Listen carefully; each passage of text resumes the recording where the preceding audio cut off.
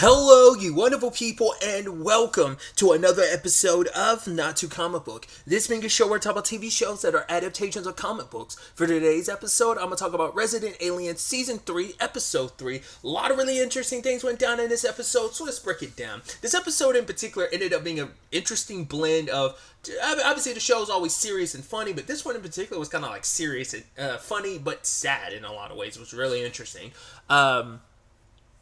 I thought it was really interesting, the opening where we had the whole aspect of Harry was, well, because Dan was kind of chewing Harry out because it's like, right, you could have gotten Asta killed, like having her on that date with Joseph, like that could have gone sideways, but, Asta's not too worried about it because it's like, no, it's all fine, and, Darcy's like, yeah, I had her back. It's like, well, to be fair, we got saved by a 12-year-old. It's like, no, if I tell the story the way I want to, but it ended up being this interesting conversation. He was like, yeah, he didn't see the big issue because he's like, every creature has to worry about, like, there's constant danger all around them. Like, humans are like that too, where they don't recognize, like, the everyday dangers that are, like, always around them. It's like, it's just a way of life. You're always surrounded by danger. You're always a step away from it anyway.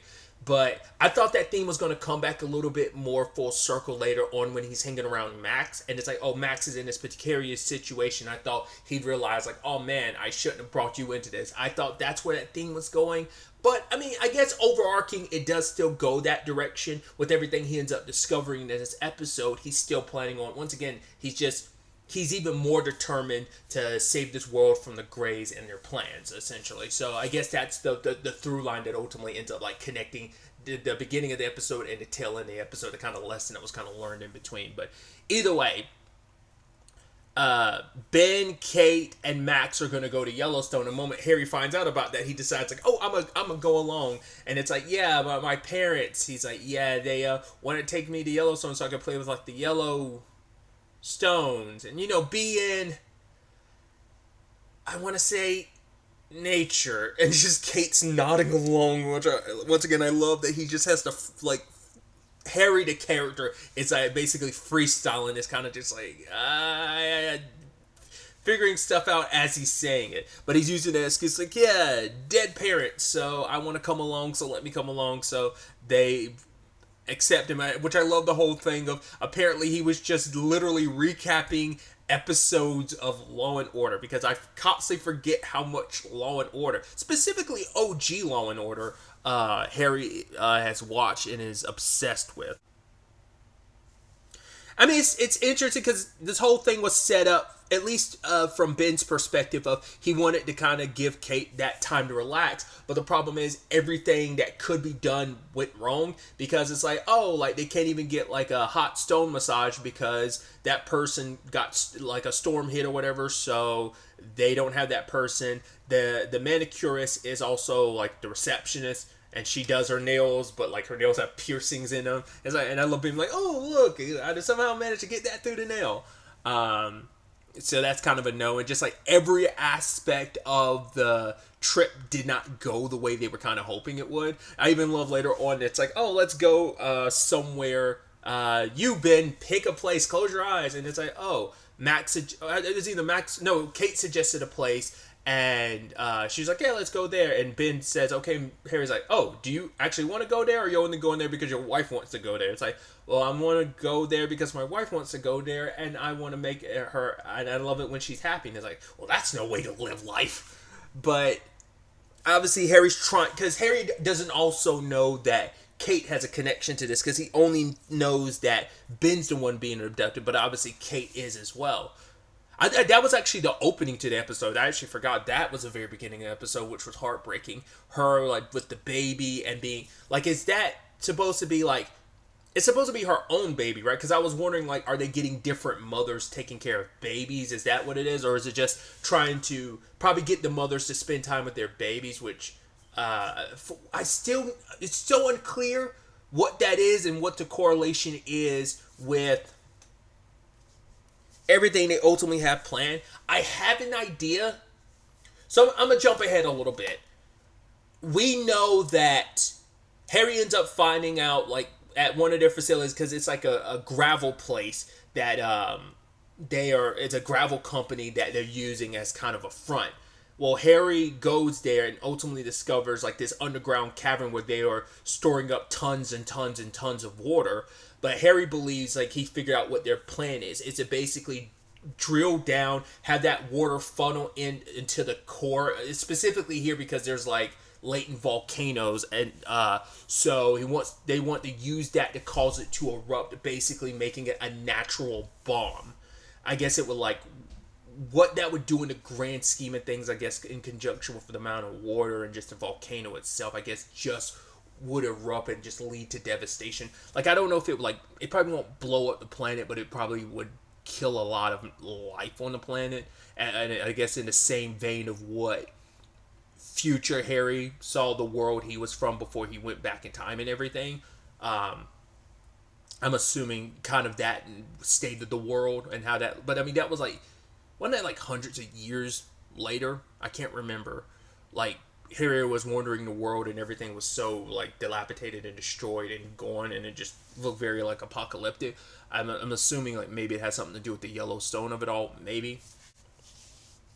But my thinking is the reason why I'm kind of connecting those dots, because I'm like, I still didn't understand the children angle to it. I'm like, because my theory before was like, are they a dying species and they're trying to find a means of repopulating themselves? But then I'm like, maybe they kind of are trying to create the next, because there's also the hybrid angle to it. So I'm like, do they want their species to kind of be able to reproduce, so that's why they need the hybrid elements to it? Or is that just for infiltration purposes that they have the hybrids? Like, is that supposed to be the next evolution of like, let's wipe out the humans and let's kind of have our species survive, but we need a little bit of human mixed in to survive? And that's where also the parenting comes into place, because you're like trying to figure out, model after humans, how to go about continuing your speech. Like, because that's when I'm like, the mother's kind of taking care of the baby. Because we saw what happened to Kate. Kate had the baby taken from her and she was sitting back and her memories were wiped.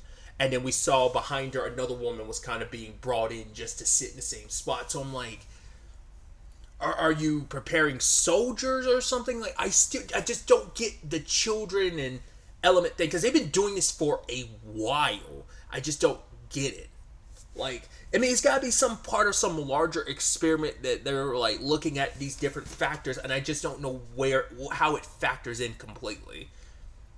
Because if you're going to wipe out everything, I'd assume you'd need like you'd want a new species to populate this planet. And there's going to be maybe the hybrids. Are you trying to turn the baby? You're trying to find a way to turn the humans into greys or something like that? Where it's like, hey, we have these, not unless that ends up being the angle to it of, that's why these specific, like they're trying to, that's how they're making half grays, half humans, is through stuff like this. So maybe they're trying to turn Kate's baby in particular into one. I don't know. I don't know what to make of that. And it's really sad too, because like Kate keeps hearing the baby crying and she's kind of going a little stark. Right? Like, this was supposed to help her unwind, get out of the house without the owl being the symbol of death that it was. And now it's like, oh, here she is hearing a baby, and she thought like it had to be like, oh, someone next door, but obviously Ben's not hearing it. And she hears the baby crying, and she goes to at the hotel or whatever, like she goes to some person's room and they have their baby, and she's like, oh, can I hold them just for a moment? It's like, she sounds and seems crazy, but it's so heartbreaking knowing, like, because she'd even begged the Grace, she's like, please let me remember this time. Which is interesting that it's like, right, so when they're on the ship or whatever, all of their memories are there. Everything they, I guess, once again, it seems like it's a necessary thing for them to remember. It's not like they're being told to forget. They forget the moment they leave, but the moment they're here, their memories are restored, I guess, for the purpose of, we need you to remember, so we, I guess, don't have to explain what we want you to do over and over again, and you freaking out every time you see a gray, so it's easier just to have your memories restored, but the moment we're about to return you, we wipe your memory. But basically, Harry was kind of saying, in the long run, in the grand scheme of things, that when he was explaining everything to the Darcy, Dan, and Asta, that they basically have a year left or whatever. If the Greys go continuing their plan at the pace they're going. Basically, the world's got like a year left, but Harry's going to stop the Greys. But he was kind of implying like, yeah, that volcano was going to kind of erupt regardless. It's not going to destroy the planet, but like millions of people are gonna. He's kind of like, all of you are gonna die. So I think like for him, it's like it's a natural thing. It's not like I can do anything against that, because that's just because even Dan's kind of like it is what it is. Like, because there was a whole conversation about like, yeah, natural things like tornadoes or earthquakes and stuff like that. It's like that type of stuff sadly kills millions of people, but it's just kind of like the cycle of just the planet, just the natural disaster, sadly. So it's kind of like, will Harry try and stop that? His plan is to stop the Greys. Maybe my misunderstanding is like, I thought that the Greys doing what they're doing is going to lead to everything being destroyed in like a year, but maybe like the volcano erupting, because he was like, yeah, it's like every like 600 some thousand years is like the last time it erupted. So maybe I'm misunderstanding, because I think he's saying it's still going to erupt in like in that time frame of like a year. It's just not going to have like the world ending catastrophic event situation it could be with the Greys interference. Instead, it's just going to be a natural disaster that kills a lot of people. So I don't know if he was saying like that is also going to happen in your time frame, or he's like, eventually it's going to happen again because it happened before. That volcano is just waiting to happen. But it kind of seemed like there was kind of that year time frame, and it's like, I guess in the long run Harry's going to potentially decide to stop that too. Maybe I don't know. Like I said, maybe that's just a complete misunderstanding on my part when it comes to all of that.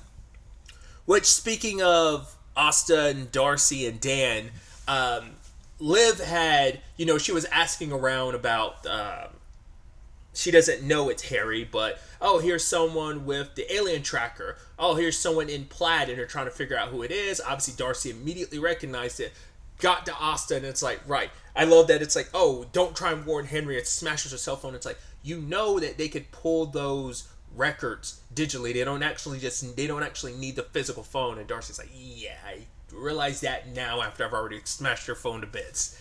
But yeah, they go to Harry's place and they're burning all his plaid. And I love that Dan's there because he's like, yeah, he borrowed my fishing rod and never gave it back. Also turns out that he's like, hey, here's some plates and here's some cups from the diner. It's like, why is he stealing these and taking them home? That's pretty wild. I guess because he just doesn't bother buying any dishes, so he's like, well, it's easier just to steal them from the diner. But even Asa kind of walked away from that being like, yeah, maybe that's like, yeah, Harry kind of didn't really know much about the world, and now it's like, oh, here he is kind of turning into a little bit of a klepto. But I think that whole sequence is very important because Asta has been handling a lot of this on her own, and obviously, like, eventually her dad got brought into the fold, but she's still doing the brunt of most of the stuff working with Harry. And even Darcy was trying to be like, no, I'm here for you. You don't have to handle this alone. I'm glad you told me, because you would be stressing out having to deal with this alone, and you don't. It helps to have, like, other people in your corner. And I love what Dan had kind of done. He had Asta kind of sit down, and it's like, right, he talks about his time in Vietnam and after, like, returning home, how, like, he was going from one thing to the next because, like, life just felt so chaotic afterwards. It's almost like you can't sit still. It's just you kind of keep moving. You go from one project to the next. And it's like, for her, it's like her time. I thought he was specifically referencing, like, the stuff with Harry, but it's like, no, specifically after coming out of an abusive marriage. Her and Jimmy were married, right? I actually don't remember if they were just dating or were they married. They might have just been dating. I don't remember. But it's like coming out of an abusive relationship, she's just kind of been like going. It's like, it's okay to kind of, take a step back for you yourself, that you don't have to, what is Asta's life without the chaos, essentially. I thought that was just kind of like this neat moment of, like, him sitting her down and telling her it's okay to kind of take a breath, It's like, right, you have me, you have Darcy, you even have the general who help with the whole Harry thing, so it's not even just on you, so you're able to kind of step back and kind of enjoy life. Because she's got that, obviously she's working, and she's trying to, her and Jay are trying to, Jay's like, oh, let's hang out, but she's busy working. But at the end of the episode, because this all ties into Dan's point when he was talking to all of them, it's like, right, nothing you can do, you just kind of live your life the best you can. And that kind of ends to this kind of sweet ending for all these different storylines where it's like, Asta made time to hang out with Jay, because it's like, no, like, work can always wait till later. Like, the fact of the matter is, this matters now, and, um, don't want to miss any more time with Jay. And I thought that was kind of sweet. The other side of things ends up being Darcy hanging out with Judy, which that ended up being like this very like kooky but also really heartfelt storyline where like Judy was like super into Mike, and it's like, oh, here's my mom. It's like, oh, they think like people think it's the wild that like she's only like 14 years older than me. It's like, because I'm about to say her mom didn't look that much older than her. I'm sure the actress who plays her mom probably isn't that far apart in age from her on purpose, but she's like, yeah, we're like 14 years apart in age. And I was like, wow. But Judy wants to show off Mike, and it's like, oh, I have this birthday party, you should come through. And it's like, yeah, and Liv is kind of judging him, being like, oh, wow. Because it's like, it's not even just a Judy of it all. It's like, no, you literally just broke up with Lena, and you immediately hooked up with someone. It was a rebound situation. He's like, later on in Judge or Justify, he was like, oh, she's great. Like, in fact, she's actually really sweet. She is. Like, she can be, she's ditzy, but Judy is actually a big old sweetheart. And this episode really showcases it. And just being like, I love that guy sat down at the bar and she's like, whoa, pal. Like, don't even think about it, even though he's 3 seats down from her at the bar. It's like, oh, I got some special guy. I even love that when she was talking to Liv. She's like, cop old lady here. I'm always scared about that, getting that call. Mike's not doing anything dangerous, right? I'm like, Judy, you guys aren't married. You had a one-night stand. But to her, it meant more. And it's just like, she's really into Mike. And sadly, he ends up breaking it off because Liv kind of was like, no, you're not just going to write a note to her. You're going to actually talk to her face to face. And he doesn't realize like how super into him she was. And he's like, right, we weren't like going, not like we were married. She's like, right, not like I was planning on us like having a 2-bed home, with a tree outside with a place to sit, and then Darcy notices the napkin that says Mr. and Mrs. Sheriff. You're like, no! And you legitimately feel bad for her. Judy says that line to Darcy and just kind of like, no, she's like, I'm not bothered by it, And it's like, she's like, when is it going to be my turn? I was like, Judy, poor Judy. I was like, I mean, once again, it's like she kind of got ahead of herself, but I get it. I've been that same way too, where it's just kind of like you get so head over heels for a person. Like, obviously, it's meant like expedited extra wildly for comedic purposes, but it's also the thing of, I know what it's like to fall in love fast.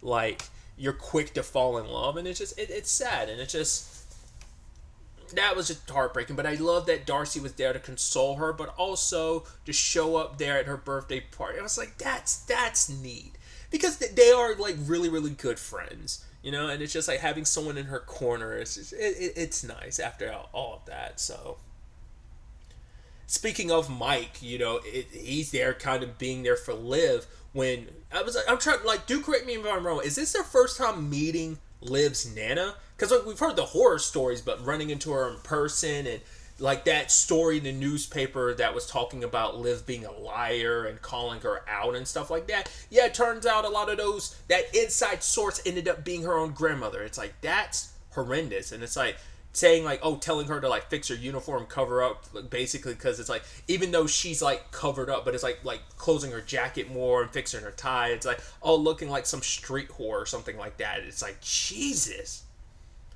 And I was kind of hoping Mike would defend her more, but it's just like, man, she's kind of a piece of work. And it's like, oh, they're excited because they ended up getting back the print because they called in a favor with Lena, who called in some favors to kind of run the print, military print for them. But then like Liv breaks down and she's like, I just try my hardest, and Mike being there for her was really sweet. But it's just like, damn, dude, her grandmother is vicious. I don't, like they say, do correct me, like, has she popped up before? Like, Liv has talked about her constantly, but I don't remember if that's like the first time she's ever actually popped up on screen. But maybe she has popped up before and I just don't remember. I actually want to circle back really quickly to something I brought up earlier. I was sitting here thinking about it.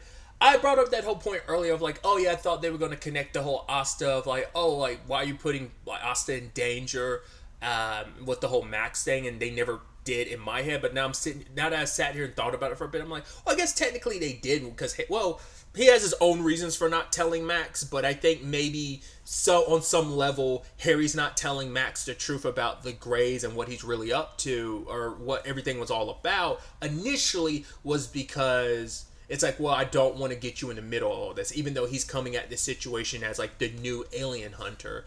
But I think it's like, right, you do care about Max, once again, regardless of how you feel about it. Which I love that whole bit of, like, he's like, yeah, like, if it wasn't for me, like, you'd be on a zoo on my planet if I hadn't brought you back to Earth, at the end of season 1. And he's like, yeah, and I saved you from that great alien. He's like, you're good.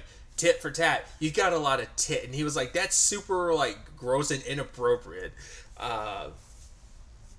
But, I mean, Max did save the day again, because, Harry might have been able to handle the Grey, but, I mean, it was kind of a moot point, because Max showed up and electrocuted him, and I love the whole, like, did someone order an orange or something like that? Ask for a peel orange. He's like, what is that, a catchphrase? He's like, yeah, I'm trying it out. It's like, no, don't. That's terrible. That's not good. So, Max wants to help, and he wants to be a part of this, especially because he feels like, I'm the next generation of alien hunter. Which also potentially answers a question I had previously too of, well, maybe it's also because they're half Greys. Maybe it depends on it. Well, but I'd assume, like, because the half Greys and half humans just look like humans, so maybe they don't transform, like, they don't have a real form like Harry does, or like the Greys. Maybe the Greys don't even bother disguising themselves. Because that was my biggest question of, well, Max can see Harry for what he really is, but once again, do Greys even hide their identities? Then there's also the aspect of, do the half Greys, half humans like Joseph just look like regular humans, so there's nothing to see? Like, would any other alien species bother with a human disguise, or is that just Harry? Like, stuff like that. Especially when we got that's just kind of a big question, and we haven't really gotten an answer for, because, like, Harry's the only alien he's seen, and is he only able to see Harry? That I have to assume he'd be able to see any alien, but once again, none of the other aliens are in a situation for him to see anything. I don't know. That's just something that still keeps popping up in the back of my mind. But a blue avian species shows up, and it's like, oh, Harry's basically getting served because he broke the contract of, he was supposed to leave and he's being booted off the planet. It's like, cool, so it expedites his attempt to save this planet, because it's like, well, I don't know if we're going to have like a galactic court situation where he has to actually go to court to defend his choice of staying on Earth, or he'll probably stick around, and maybe by the end of the season he ends up being, like, taken off to a galactic prison because of all of this. It's definitely going to be interesting to see ultimately where the next episode takes us going forward with all of this. Really, that's all I wanted to talk about. Till the next time we meet, be happy, be safe, live life to the fullest, and enjoy it. Good day, and goodbye.